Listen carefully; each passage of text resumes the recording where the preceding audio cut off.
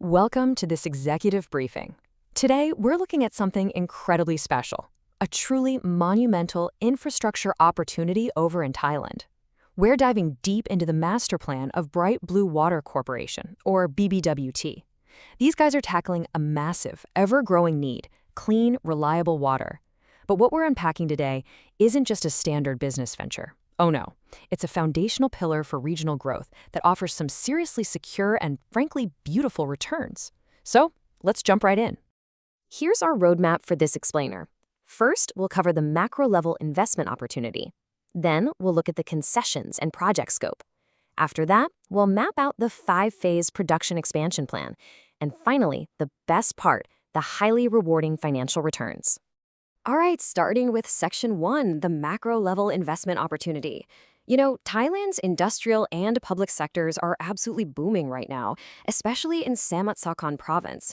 And down there, water isn't just some commodity. It's literally the lifeblood for both the public and these massive manufacturing hubs. The scale of the solution they need, it's just immense. Just let this number sink in for a second. 4.05 billion Thai baht. That is the total value of the overarching project we're analyzing today. We're putting this massive number right up front because it immediately establishes the sheer macroeconomic scale of what BBWT's building. We aren't talking about some speculative tech startup here. This is hard, massive infrastructure. It commands serious institutional attention, and quite frankly, it's designed to essentially monopolize the localized water supply through pure capacity and strategic placement. Now, the capital structure, it's particularly compelling. This 4.05 billion baht project is heavily backed by a 3.25 billion baht loan. So the total equity required is 800 million baht. And the direct ask for new investors today, just 320 million baht. That specific capital injection secures a whopping 40% equity stake in the entire operation. It's a highly leveraged, incredibly efficient way to use investor capital to capture a multi-billion baht asset. Moving on to Section 2. Concessions and project scope. Look, we all know infrastructure is only as good as the contracts that guarantee it gets used, right? So how exactly do we protect that capital and make absolutely sure the revenue keeps flowing? Well, BBWT has essentially built a fortress around its business model. The primary Samut Sakhon project has locked down these rock-solid 25-year concession agreements. They've got a 25-year deal with the SAO Tasai local government to supply up to 200,000 cubic meters a day, then another 25-year agreement with nearby local governments for another 100,000 cubic meters, plus a separate 25-year concession specifically for the Samut Sakhon industrial estate. Guys, that is a quarter-century of guaranteed, legally binding demand. And honestly, it gets even better when you break down the pricing dynamics. BBWT has beautifully diversified its revenue streams to perfectly balance long-term security with some really high-margin upside. For the 25-year public sector concessions, the rate is locked in at 16 baht per cubic meter, highly secure. For the industrial estate, it's 18.50 baht for 25 years. But crucially, they've also got these 5-year auto-renewing contracts with private industrial clients at an average of 26 baht per cubic meter. It creates this incredibly resilient financial bedrock, but with these amazing high-margin accelerators built right in. By strategically placing water treatment plants and this vast pipeline network all across Samut Sakhon, literally tapping raw water right from the Tai Chin River and routing it through major districts like Nadi, Bang Krachao, and the central industrial hubs, BBWT is establishing a formidable operational moat. Think about it.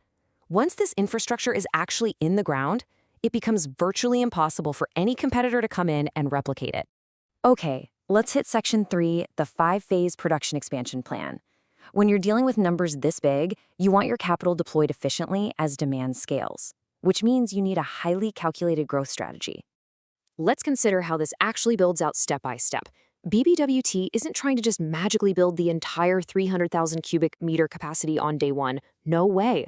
They are using a really smart de-risked approach. Phase 1 establishes the beachhead at 20,000 cubic meters a day. Phase 2 ramps it up to 50,000. Phase 3 hits 100,000. Phase 4 doubles that to 200,000. And finally, Phase 5 tops out the ultimate capacity at an astonishing 300,000 cubic meters per day. This phased execution is brilliant because revenue from the early phases actually helps fund the later ones, keeping that initial cash burn to an absolute minimum.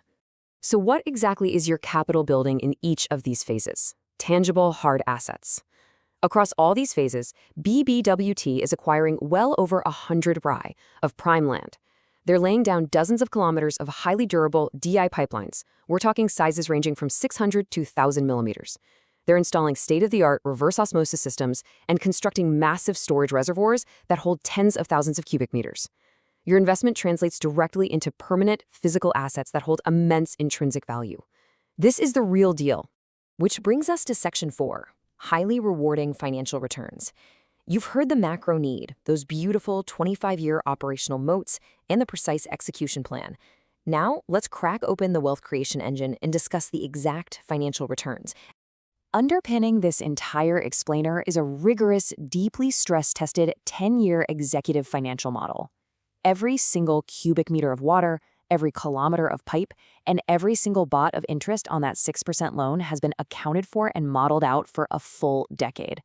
I'm going to pull out just the most critical metrics from this dataset to really highlight the trajectory. Think about the trajectory of the net profit. This perfectly illustrates the sheer power of an infrastructure scale-up. In year one, during all that heavy capital expenditure in the initial Phase 1 rollout, there's a modeled net loss of about 53 million baht. That's completely expected. But watch what happens as those capacity phases start coming online.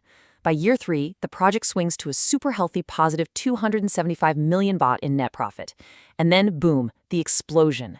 By year 5, as the heavy infrastructure is fully laid out and the high-volume water sales really start to flow, net profit absolutely skyrockets to 1.65 billion baht annually. From that point forward, it is essentially a massive cash-generating machine. Because of that incredible cash flow generation, against a relatively small initial equity base of 800 million baht, the internal rate of return, the IRR, sits at a staggering 28.71%. Think about that. For a heavy infrastructure project backed by 25-year government and industrial concessions, a nearly 29% IRR is exceptionally rare. It gives you the rock-solid stability of a utility bond, but with the explosive growth profile of a tech equity. It's a beautiful combination. And if you want to grasp the true terminal value being created here, just consider the net present value, 20.8 billion baht. That is the present-day value of the future cash flows this project will generate over its lifetime. By investing 320 million baht today for a 40% stake, investors are essentially gaining a primary seat at the table for a wealth creation engine that's valued at over 20 billion baht. But beyond the incredible financials, beyond the massive NPV and that 29% IRR, this is a project with a profound legacy. As BBWT puts it, the ultimate goal is to brighten up the life of Thailand people with clean water. This is an invitation to invest in a highly attractive, beautifully structured essential utility that will power local economies, support massive industrial estates, and provide vital resources to communities for decades to come. The financial model is absolutely stellar, and it's married to a fundamentally critical mission. The numbers are clear, the concessions are signed and sealed, so the only real question left is, will you secure your position in this generational infrastructure asset before the window permanently closes?